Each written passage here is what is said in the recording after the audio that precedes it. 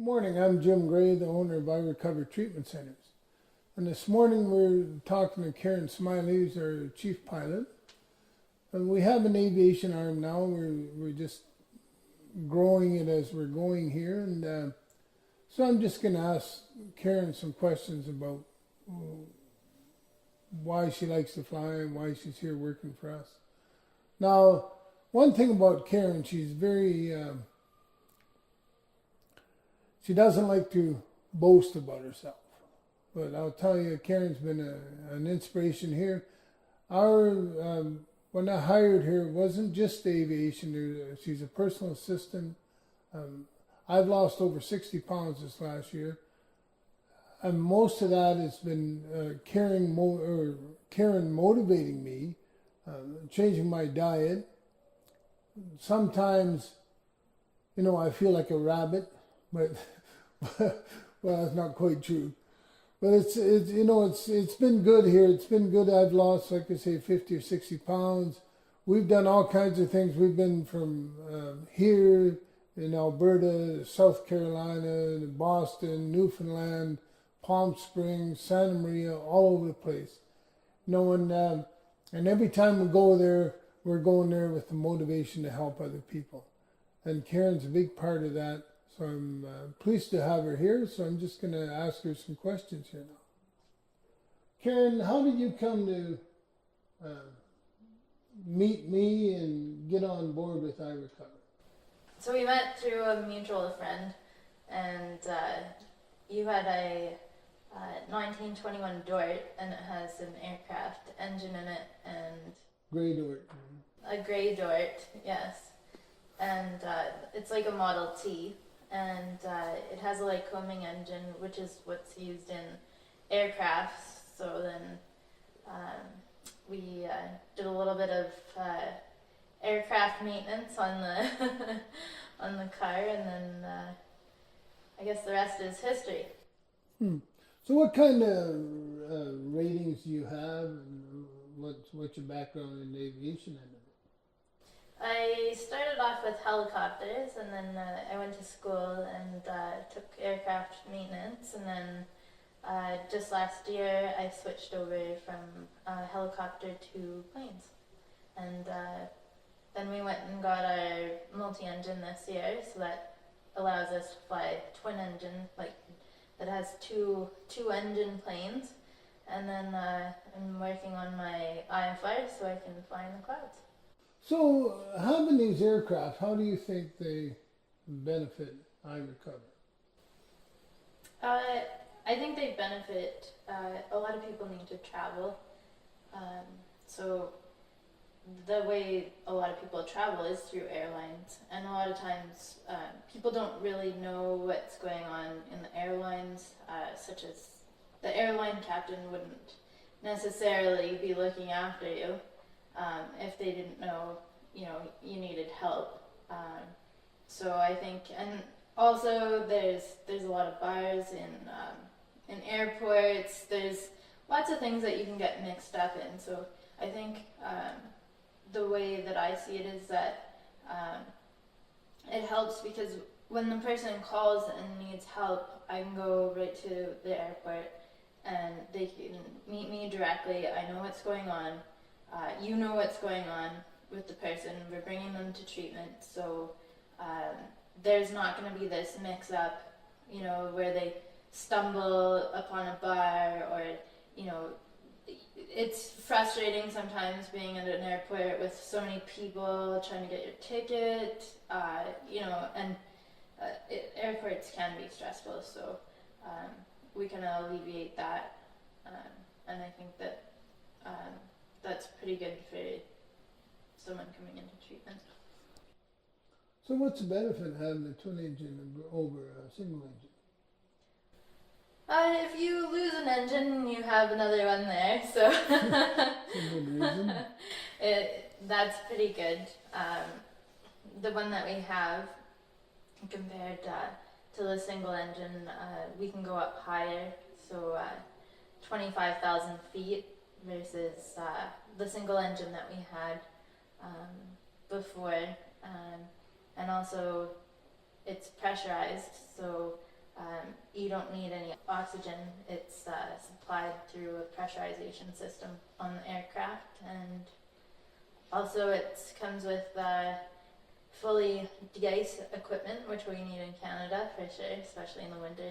So we can turn on the heat and the boots, and it gets rid of hopefully all the ice. Well, I've known that you have actually flown some people home that were here in treatment, and I just wonder what their response was having this service. Yeah, I've got positive. I mean, who doesn't like their own private aircraft, right? To go home in. We took a fellow did Grand Prairie not a couple weeks ago, sorry, about a week ago, and he said it was going to be, I don't know what the drive is to Grand Prairie, probably 8-9 hours, just the one way. So an hour and 10 minutes or whatever it is, that's a lot better. And we dropped him off there. He was very thankful, and yeah, I think he thought it was pretty awesome. Yeah, I think you did. Yeah. Well, I know from past history that pressurized aircrafts have killed many people by losing their pressurization. How do you know whether pressurization is working or not? Well, you have to have a certain amount of, it's called PSI. So I think on ours it's under 8, and then it shows what you should be at. So if I set it for 20,000 feet, I think our pressurization for the plane would be around 7,000 feet. So it'll show you on a dial gauge if that's working and if the PSI is working as well. So it's manageable. You just have to watch your gauges like everything else, and there's other warnings there, or you get hypoxia? Well, there could be other warnings. So I mean, one would be that your ears were popping. The other is hypoxia. Brain damage is imminent if you don't notice that kind of stuff. And so if you lose your pressurization at altitude, what happens? What do you do immediately? It depends how high you are, but you want to get as low as you can go, under 10,000 feet. It depends where you are. If you're in the mountains, probably 13,000 is good, but you definitely want to start descending as fast as you can. There's also a pressure relief. It's a dump valve that it resets. There's a valve in the back, and it'll reset it, or try and reset it and see if you can get your pressurization working again. So Karen, I know you're not an alcoholic or an addict, but you seem very grandiose in your thinking here. You went from helicopter to fixed wing to twin, and now tell us how you'd like to go to a jet. Okay, yeah. I would like to see a jet in the fleet, and the reason is because we are so we have one here in Alberta, in Palm Springs, in Newfoundland, so they're pretty spread out. So having a jet, it's going to get us there faster.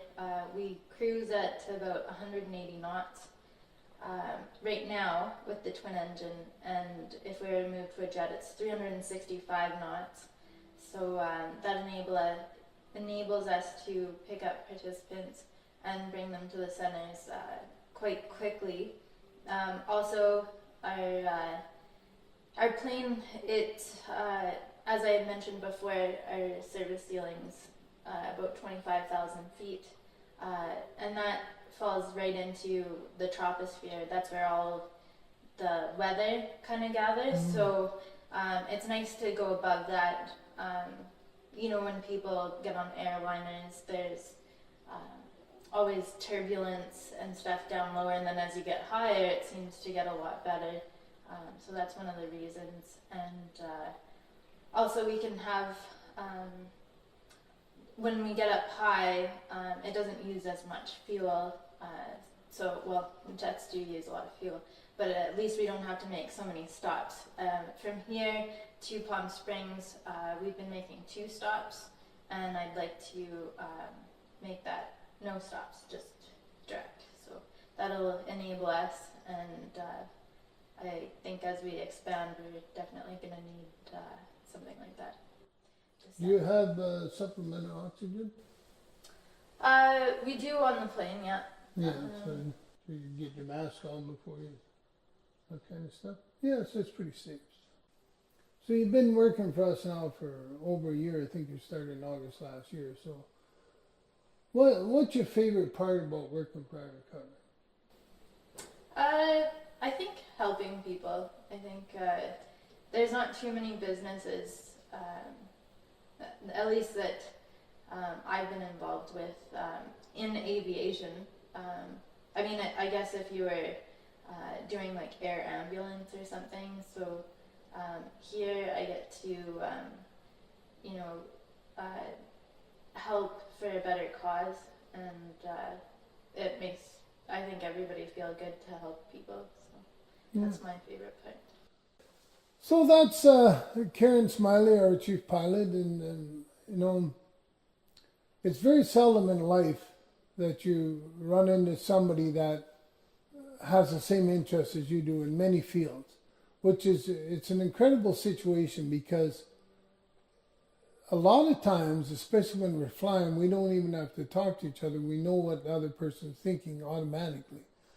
And that goes in the treatment side of things here. Karen's helping me do advertising. We're doing this thing through Ty Lopez, which is a marketing kind of guy, and we're getting a lot of great information from his webinars we've been following and taking.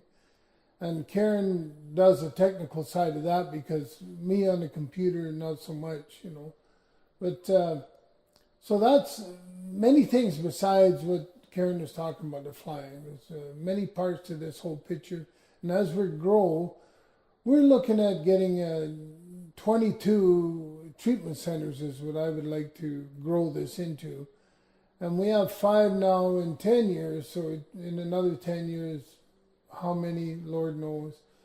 I'm getting really into the franchising end of it right now, and Karen's involved in all of that too, as somebody that's looks after taking notes everywhere we go. Like, it's not just that one little job, it's a multitude of jobs, and I'm very thankful to have her working for iRecover. So I'll see you down the road. Take care.